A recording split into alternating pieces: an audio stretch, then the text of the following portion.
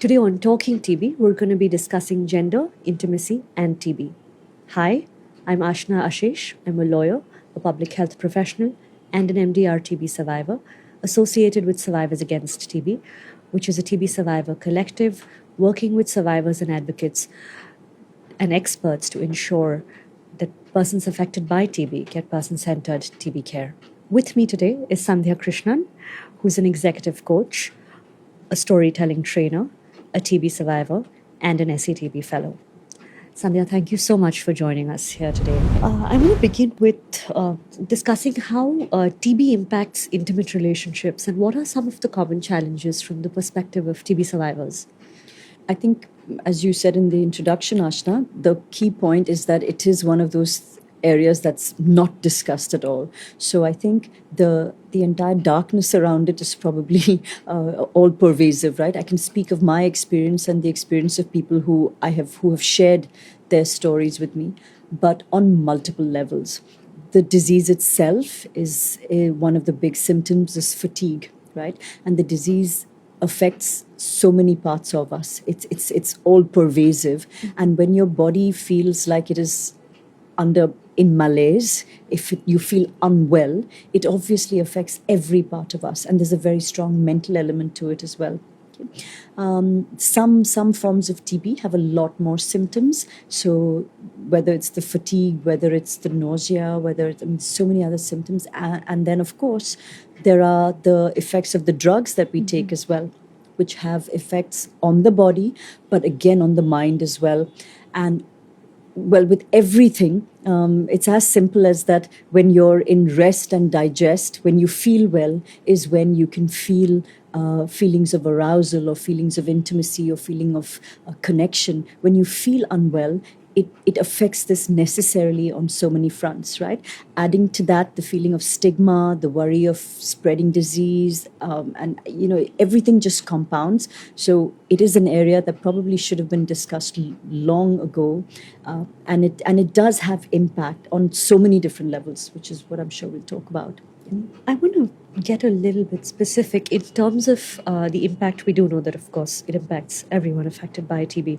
But are there differences in how women and men experience the stigma related to TB and its impact on their relationships specifically? Because you mentioned that there's this sense of, will I pass it on to my partner? And there's that concern, sense of self-stigma. There's also societal stigma. Mm-hmm. So what are the gender differences that sort of play out there, according to you? Again, from the experience of the stories that I have heard, there is a certain expectation.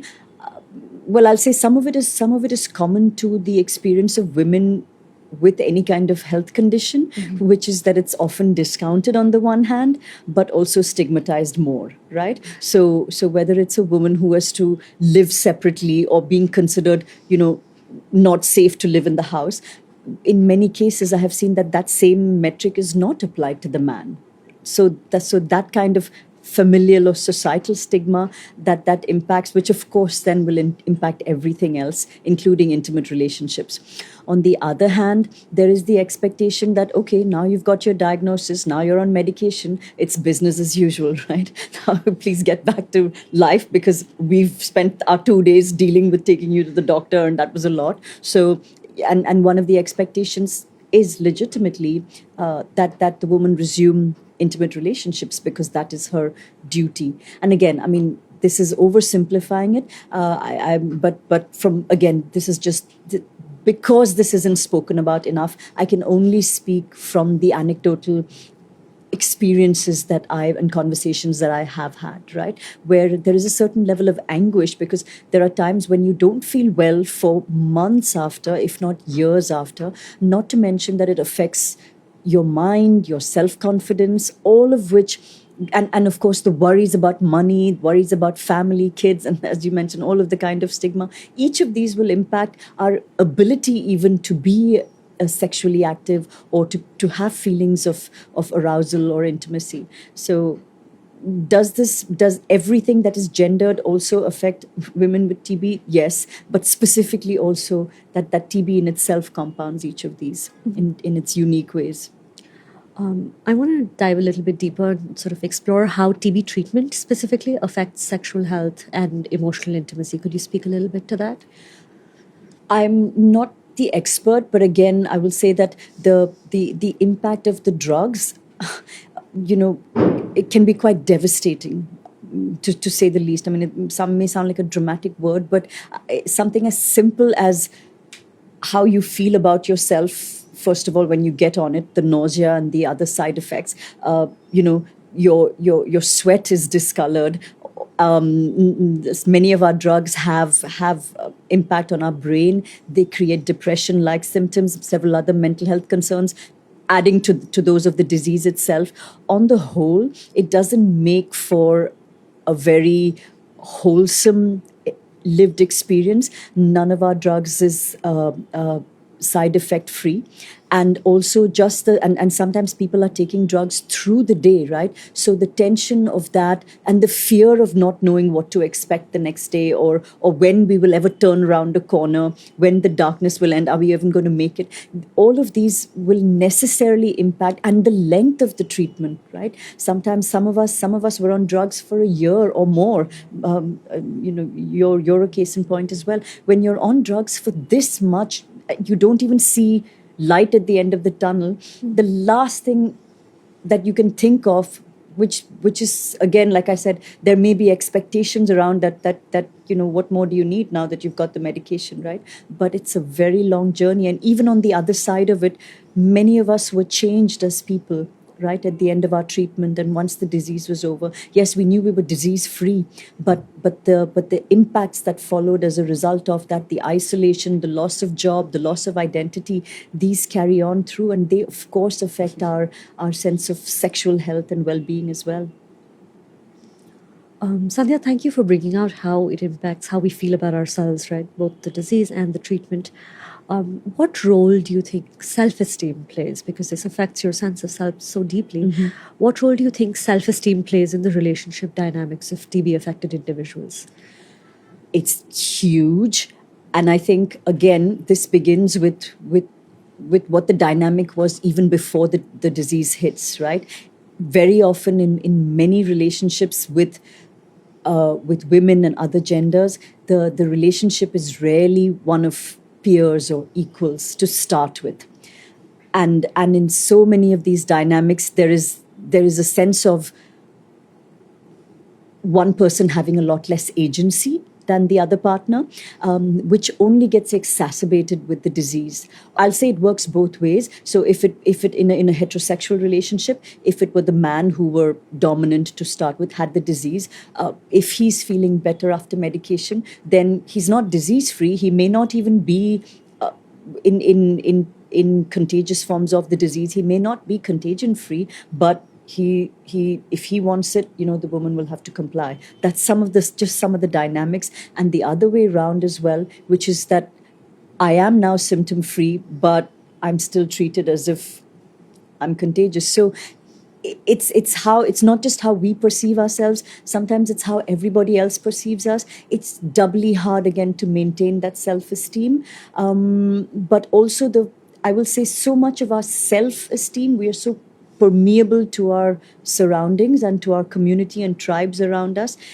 It will take for the support of a village around us to actually bolster our self-esteem, right? And when we have the exact opposite, it's almost impossible for even the strongest amongst us to maintain that self-esteem. I certainly lost mine during my treatment, and it took a lot of work to build that up again, right? And you're never the same again as a result of that. Absolutely, and I can imagine how hard that must have been. And while your sense of self and how you feel, with everything that's going on, is definitely a huge factor in our intimate relations being impacted. But I want to speak a little bit also about the role society has to play, and what are some myths around TB and sexual health that you would personally like to see debunked? Because with TB itself, there are so many myths attached. And then when you have TB and sexual health together, that sort of snowballs into its own kind of thing. So, absolutely. I think the first is really shining some light on the topic and having more conversations more publicly. over sexual health overall, but really about the person struggling with the disease to have agency. There are so many. We're so quick to jump to assumptions about things that we don't know, and I think it comes down to educating ourselves, but also asking, right? Asking the patient, and so much of what we do at SATB is really saying, ask us, and we'll tell you. There's no other substitute for knowing what the lived experience of a particular patient is. And so, I mean, typically it's about what forms of TB are contagious or not. They all revolve around some of the myths around TB themselves. But again, when it comes to the intimacy part of it, it's that how does this correlate to mental health, physical health, sexual health, intimacy, right? Can you be intimate with a partner who's not supported you in household duties, or who's not supported you financially? Can you be intimate with a partner who's shaming you for having the disease? So there are nuances and so many layers to how this can impact us from the people around us. And of course, I mean, can you be intimate with your husband, say, when your mother-in-law has been taunting you all day and your husband doesn't take a stance? I'm just giving you examples of what I've heard, but if we don't have these conversations and speak about the lived experience of what somebody with TB goes through, and especially genders like women and other genders, I think it will forever stay in this murky area, but and have long-term consequences on families and in society at large. I want to follow up on that a little bit. So, when it comes to sex drive, one of the most common misconceptions and my personal pet peeve is people automatically assume that if you're a man, you have a higher sex drive. If you're a woman, apparently you don't have one, or just put up with it, or it's your duty. How do you think this plays out in the context of TB, where for all intents and purposes, a woman may want to get back out there once it's safe for her to do so, but all of these sort of burdens and judgments weigh down, that you're not supposed to express your sexuality a certain way, or you're not supposed to admit to having these desires. Can you explore that a little bit? For sure. As you said, I mean, it's myth busting, right? That women have lower sex drive than men. I think also that why this does a tremendous disservice is to many of the other aspects that you spoke about, right? It's the feeling of isolation. It's the feeling of having to travel this journey entirely by yourself. It's the feeling of lack of connection with the outside world. I mean, I think more than ever, if as soon as it's safe to do, we should be able to express our needs. And I think it comes down to really dispelling the ignorance around some of these ideas.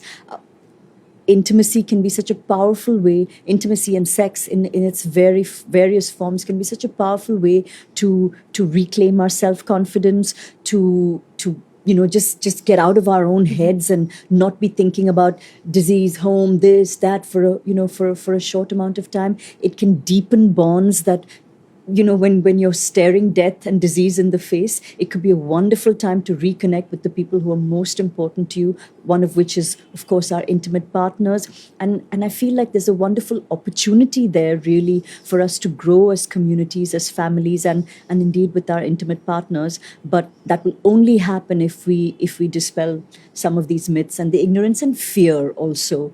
There is a lot of fear, and the only thing that dispels fear is knowledge and an openness and curiosity.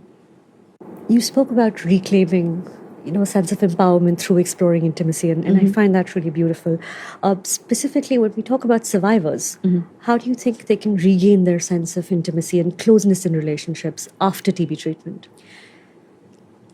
So I would love to say that it would start with us reclaiming our sense of self, but I know from my line of work and in behavioral science that we cannot.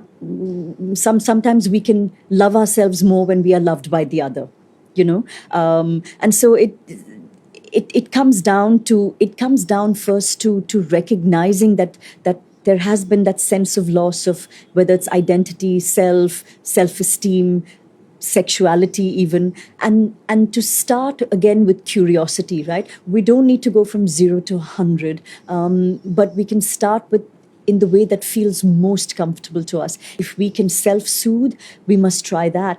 If we are soothed best by non-sexual intimate touch, then that could be the next first step. If we are soothed instead, or if we can dispel some of our own fear through conversation, let that be the first step. So I will say that it might sound daunting, and for many of us that have like physically changed so much as a result of TB as well. It's not just a you know esoteric identity or a psychological identity. Sometimes our physical identities change so much as well, and we barely recognize ourselves in the mirror. It is scary, but I will say that the first step needn't be. Right? We're just looking into a zone of curiosity and growth, and we might need to look in more than one place to find it. Right? Eventually, we must learn to love ourselves, though, and ask for the love that we deserve. Absolutely. And speaking of more than one place to find it, what do you think health providers can do to better address sexual health concerns when it comes to persons affected with TB? What kind of resources are out there for somebody, for instance, who wants to resume intimacy while on treatment and explore that option? I plead the fifth because, or I plead ignorance. That's Let how me put it that accurate way. information is.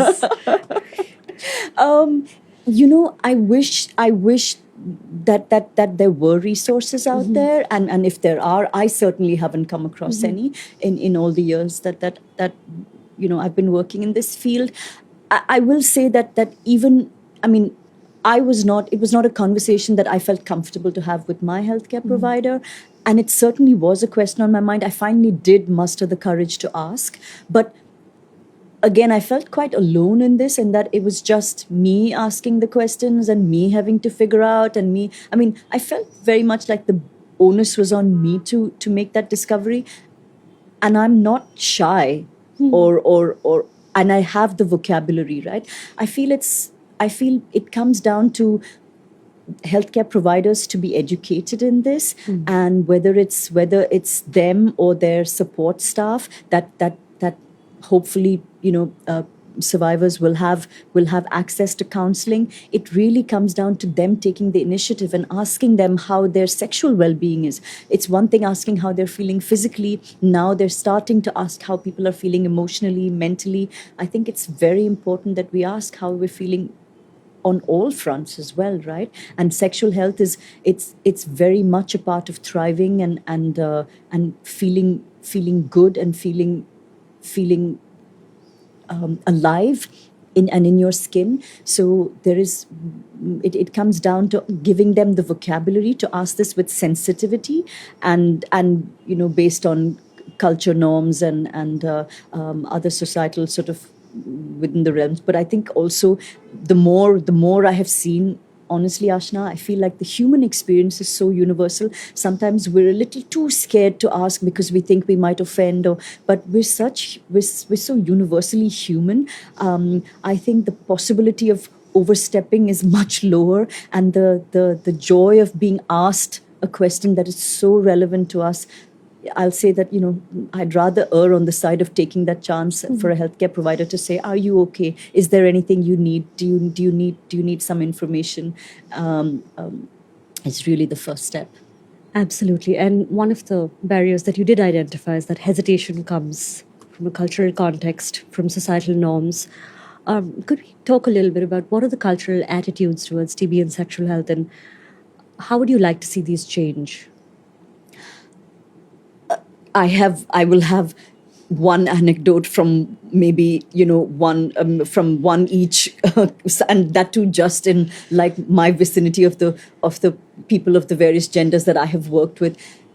None of us is talking about it, and I'll be honest, sometimes when you're just thinking about where to get medication from, who's going to pick the kids up from school, or getting your health back, losing your job. These are the conversations that even for us working in this space, we tend to overlook and ask. More than anything else, I'll say, Ashna, it rather than classifying people as gender, I mean, as community first or religion first or culture first, I'll say the question is just ask an exploratory question. If we are thinking so much about, oh, I shouldn't because this person is from this community, it's too much of a burden on a healthcare provider or on a counselor. Perhaps just initiating the first question and seeing if the person is open or receptive. What it also does is it opens up the door to that conversation. The person may not initially be comfortable, but again, we're all human. We all have sexual needs. We all have intimacy needs. When the person feels ready, they will find a way to have that conversation if they know that the door is open and that it's a safe space for them to express and ask. The last question that I want to ask you is more on what advice you'd have for those who are navigating relationships and intimacy while undergoing TB treatment. Is there something you'd like to say to them, perhaps that you would have liked to hear when you were going through your journey? And maybe also to the partners of the people who are going Yes, through that, absolutely. because I wish somebody had spoken to partners more as well, right? To people going through the TB journey itself, it's that my hope is always that there is light at the end of the tunnel, and that you can sometimes, it's like a jhatka, it's like a shake up that we've all had in our lives, but on the other side of it can be also our greatest thriving, right? If there's a feeling that, oh my God, I will never be the same again, that I will never be the same again could also be so much better and so much more mindful and conscious and healthy than we ever were. And we will prioritize from what we know of human studies. Nothing is more important and more strongly correlated to a sense of well-being and happiness than the quality of our relationships. And of these relationships, if we happen to have an intimate, committed relationship, a partner, the quality of that relationship singularly impacts our happiness and well-being positively or negatively, depending on the quality of it. So if there was ever a time to prioritize that and to reprioritize or to come back to that relationship, if these moments of us being forced to slow down and take stock of our lives could be one such. So I will say today I'm so much healthier on so many fronts than I was pre-TB, and it takes just a little bit of consistent effort, but also I will say it's conversation and communication. There is just no substitute for that, right? Unless we talk, unless we explain our fears, unless we are able to describe our feeling of how we feel in our body, in our skin, in our mind, in our head, there will never be connection. Our partners need to understand that there were very dark spaces that we might have gone to, and we need their help to pull us out, but also that we can now be a source of strength, and we can now also show them how we want to be loved and ask them how they can be loved. Sort of like, it's like a renewal moment as well. So I'm full of hope and positivity, and I would like to say that this could be maybe in some ways the best thing that could have happened for taking stock of your life. Thank you so much, Sandhya. You're welcome. My pleasure. While conversations around intimacy can be delicate, we need to have these conversations as people affected by TB, as their partners, or as their health providers. Because as Sandhya mentioned, without conversation, there is no connection. Thank you.